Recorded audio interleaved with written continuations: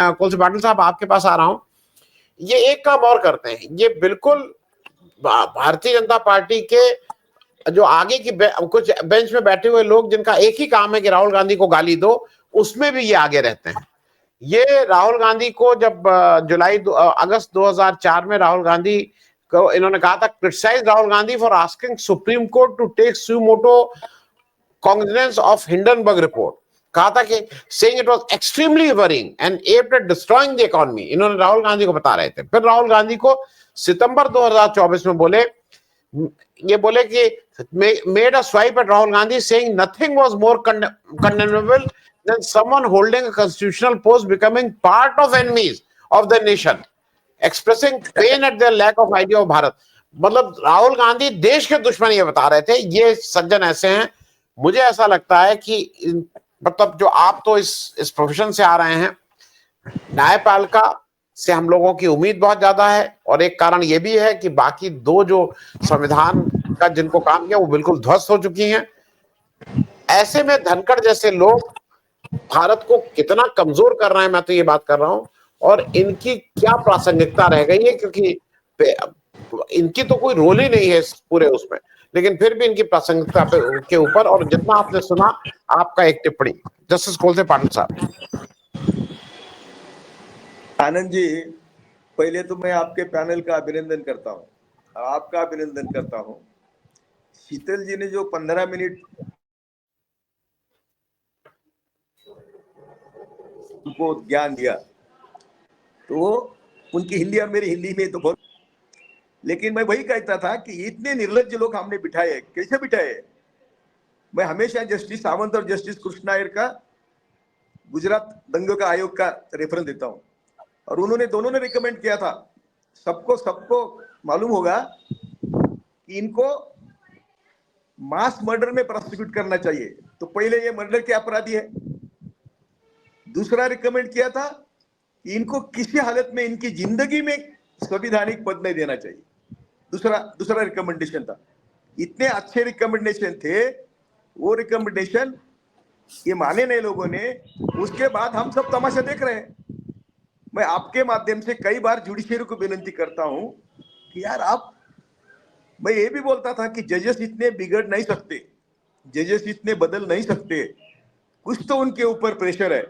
तो 2018 में 4 जजेस ने प्रेस कॉन्फ्रेंस लिया और कहा कि हमारे ऊपर प्रेशर है, Supreme Court is not independent, we are being pressurized. वो 4 जजेस ने कहा। उसमें से गोगोई को तो बाद में ब्लैकमेल किया, उसके पीछे मीटू लगाया। तो ये हर जज के पीछे कुछ ना कुछ लगाते। पेगासस की हिस्ट्री क्या है? अभी पेगासस की हिस्ट्री है, पेगासस किस लिए लाया था। तो ये हर जज का एक क्या बोलते हैं उसको, प्राइवेट बात की पीछा करते हैं और उनको ब्लैकमेल करने का प्रयास करते हैं। नहीं तो कैसे जजेस इतने नहीं बदल सकते। तो इसलिए हम जजेस को आज भी कहते हैं, अभी तो समय आ गया है कि आप हमारे ईश्वर है, माता पिता है, डरो मत, जनता आपके साथ है। कितनी जनता खुश है। कल के इंटीरियम ऑर्डर्स, दो ही इंटीरियम ऑर्डर जस्टिस खन्ना ने दिए है। पहले वो देवस्थान के एक्ट का क्या ये, और ये अभी ये दूसरे ऑर्डर है। तो ये अभी इंटीरियम ऑर्डर है दोनों ही, तो भी एक इतिहास करके जा रहे हैं। आज आपको कुछ कमी नहीं है, आपको मरे दम तक सब मिलता है। मैं मेरे गुरु जस्टिस सावंत के लाइव देखा, उनको आज उनकी मिसेस गुजर गई, तब तक सभी सुप्रीम कोर्ट के फैसिलिटीज थी, सभी जो भी, और पेंशन भी थी। तो इनको क्या कर रहे हैं, किसके लिए भाग दौड़ कर रहे हैं। हमारे एक दूसरे दोस्त अभी लोक आयुक्त तो बने हैं, उन्होंने वो तीस्ता सेटलवार के खिलाफ जजमेंट दिया। क्या मिलता है आप लोगों को? कानून के खिलाफ जजमेंट देके, अपनी ईमानदारी गिरवी रख के, आपकी नीति गिरवी रख के आप ये जजमेंट देते हो। ये जजमेंट देने का आपको क्या डर है? डर तो कुछ है नहीं। दूसरी बात, government is not permanent, they are temporary. हम थोड़ा सा काम करेंगे तो वो जाएगा। तीसरी बात ऐसी है कि किस किस्म के लोग सत्य पर बैठे, ये भी हमने सोचना चाहिए। जिनको मास मर्डर में कन्विक्ट यानी ट्रायल के रिकमेंड किया था वो बैठे हैं, उनको मर्डर बिटर कुछ नहीं। सबसे बड़ी पहली बात यह है कि जब अमित शाह की केस जिसके सामने थी वो जज को मरवाया, कैसे मरवाया, मर गया, उसके लिए क्या क्या किसको बख्शिश मिला सब अभी मैं नहीं बोलूंगा, लेकिन जस्टिस लोहिया का मैसेज क्या है, यदि हमारे खिलाफ जाएंगे तो आपकी जस्टिस लोहिया करेंगे। दूसरी बात, अभी वो सत्यनाथ का कौन चीफ जस्टिस था, वो मुझे मिले थे, चीफ जस्टिस थे तब मिले गवर्नर हाउस में पटना के, बोले कि आप बहुत किसानों के, मुझे मेरे एड्रेस करके आप बहुत किसानों के लिए काम कर रहे, गरीबों के लिए काम कर रहे, जस्टिस छोड़ के कर रहे, तो मैं भी आपके साथ काम, मैं भी आपका ही काम आगे बढ़ाने के लिए रिटायरमेंट के बाद कर रहा हूँ। उन्होंने अमित शाह को किसी को बेल दिया और उनको केरला का गवर्नर बनाया।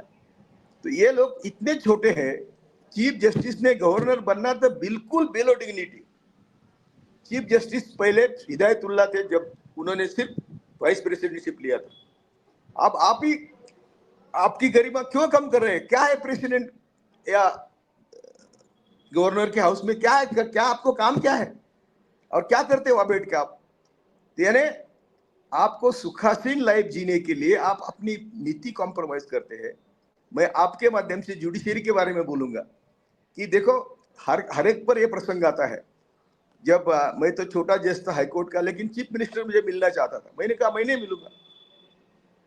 वो फिर जबरदस्ती मेरे बाजू वाले फ्लैट में आया, तो मैंने 2-4 जजेस को बुलाया कि भाई देख, चीफ मिनिस्टर मिलना चाहता है तो तुम सब आओ। और सब मिलके हम उनको मिले कि हमने प्रस्ताव दिए थे कि जुडिशरी के रिक्रूटमेंट की, एजुकेशन की, और एक 100 रुपये पेंशन, उस 85 की बात है, 1889 1888 की बात है, जो भूमिहीन किसान है, भूमिहीन मजदूर है, उसको तुम 100 रुपये पेंशन दे दो ताकि वो चैन से खा सके।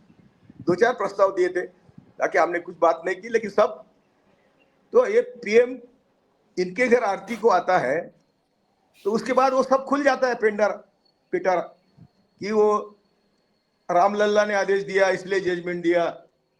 और अभी जो सब ये धनखड़ बात कर रहे हैं, तो जो डिसीजन इनके फेवर में आते हैं तो सुप्रीम कोर्ट ठीक है, जो इनके खिलाफ जाते हैं, धनखड़ के भी हिस्ट्री देखो थोड़ी, इन्होंने बताई आप, शीतल सिंह ने, वो खुद कहते हैं कि मैं आरएसएस का बंदा हूं। चेयर पर बैठ के कहते हैं, चेयर पर बैठ के कहते हैं कि मैं आरएसएस का बंदा हूं, तो क्या उसकी उनकी आइडियोलॉजी क्या होगी? दूसरी बात, ये कोलिजियम सिस्टम है, इसके खिलाफ वातावरण बनाने के लिए, जैसे कुछ हम अभी बहुत नीचे भाषा होंगी, कुत्ते भौंकने लगते हैं माहौल बनाने के लिए, वैसे ये अभी ये कोलिजियम के खिलाफ वातावरण निर्मित करने के लिए ये बोल रहे हैं। तीसरी बात है कि इनको प्रेसिडेंट की आस है। ममता का वहां जो किया, वहां से उनको बख्शिश मिला, वो यहाँ आए और वाइस प्रेसिडेंट बने। अभी वो मोदी शाह की चमचेगिरी करके प्रेसिडेंट के लिए आस लगा के बैठे हैं। तो ऐसे कई मुद्दे हैं। तीसरी बात, आप जब जानते हैं कि जयप्रकाश नारायण की मिनिस्ट्री में मुरली मनोहर जोशी आए तो उन्होंने शिक्षा में भविष्य लाया। वाजपेयी फॉरेन मिनिस्टर थे, उन्होंने संघ के कार्यकर्ताओं को मोसाद नाम के संगठन से जोड़ दिया।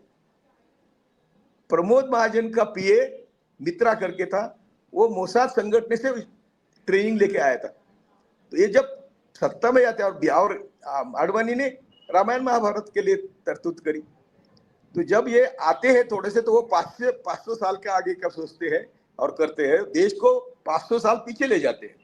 तो ये आज जिस माहौल में हम हैं, हम तो लड़ते रहेंगे, लेकिन हमें जनता, जो आपकी शीतल जी ने कहा कि हमारे भारत के लोग, ये हमारी संविधान की शुरुआत है। और ये शाहू ने बोला कि वो उनके साथ रहे, तो जो लीगल प्रोविजन है वो सब उन्होंने बताई है। तो हमें आज संविधान श्रेष्ठ ये लोगों को मालूम नहीं। हम अभी संविधान जागर करके एक आंदोलन चला रहे हैं। तो मैं अभी मेरठ में था, यूपी में था, जब संविधान की बात करी तो शीतल जी, लोगों ने पूछा ये किस धान का नाम है, संविधान के बारे में किस धान का नाम है पूछा, तो तो कितना संताप, कितना ये होगा। और ये अभी क्या बोलते हैं तुम्हारे चीफ मिनिस्टर यूपी के, कि बोले गरीबों के लिए जमीन मुक्त हो गई। ये उनका जो ये यूजर्स लैंड है ना, वो 4 लाख एकड़ है, एकड़ या हेक्टर है, 4 लाख हेक्टर, उसके ऊपर इनकी नजर है। जो यूजर के लिए जो कानून बनाया, यूज वक्त बाय यूजर, मालकान बाय यूजर, इनको खत्म करना है। तो ऐसे इनके कई हेतु है। और मैं तो कहता हूं कि वक्फ कानून ये संविधान के आत्मा पर हमला है, आत्मा पर हमला है। क्योंकि आर्टिकल 26 देखो, 25 देखो, और ये जो बोल रहे हैं इनके लिए भी सुप्रीम कोर्ट के पास रेमेडी है। यानी धनखड़ को लगता है कि हमारा कुछ बाग हम प्रोटेक्टेड है, नहीं प्रोटेक्टेड है। यदि सुप्रीम कोर्ट तय करता है तो प्रेसिडेंट भी प्रोटेक्टेड नहीं है, वाइस प्रेसिडेंट भी प्रोटेक्टेड नहीं है। संविधान में उसकी तरतूद है। और ये तरतूद जब संविधान सभा ने करी तो उन्होंने कुछ सोचा होगा ना कि कौन बैठेगा। वैसे तो जब कैबिनेट कहेंगे तो प्रेसिडेंट बोलेगा, जो कैबिनेट कहेंगे तो गवर्नर बोलेगा, उनको क्या अधिकार है।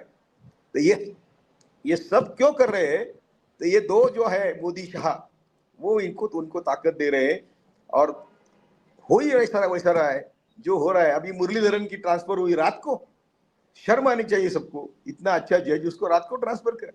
कुरैशी का तो मैं उनसे बात की कोशिश करी और हम संपर्क में है, लेकिन इतने अच्छे लोग।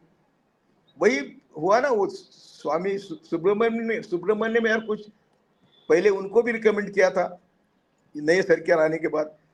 चीफ जस्टिस की एक मर्यादा होती है, लेकिन वो डट से, उनका क्या है कि कॉलेजियम ने रिकमेंड किया, सरकार ने नकारा, फिर कॉलेजियम ने भेजा तो सरकार नकार नहीं सकती।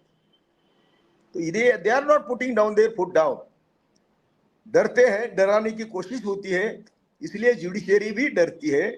और आज माहौल ऐसा है कि सब देश जुडिशरी के साथ है।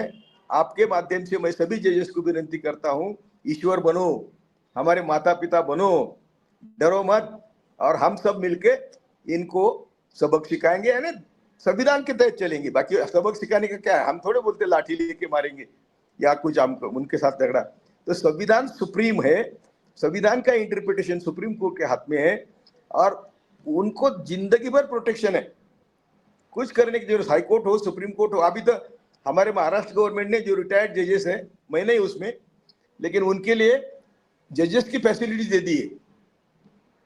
मैंने पेंशन मांगी नहीं और उसके लिए लड़ाई नहीं, छोड़ दिया है मैंने। मैं अपने बलबूते पर किसान हूँ, किसान ही करता हूँ, और मेरी 2 रोटी का इंतजाम होता है। तो मेरा कहना है कि हमें आज देश को संदेश देना है, जुडिशरी को संदेश देना है कि इस बहाने आप देश को बदल सकते हैं, देश की किस्मत बदल सकते हैं, और इस बहाने जुडिशरी का इतिहास सुवर्ण अक्षर में लिखा जाए। जय भारत।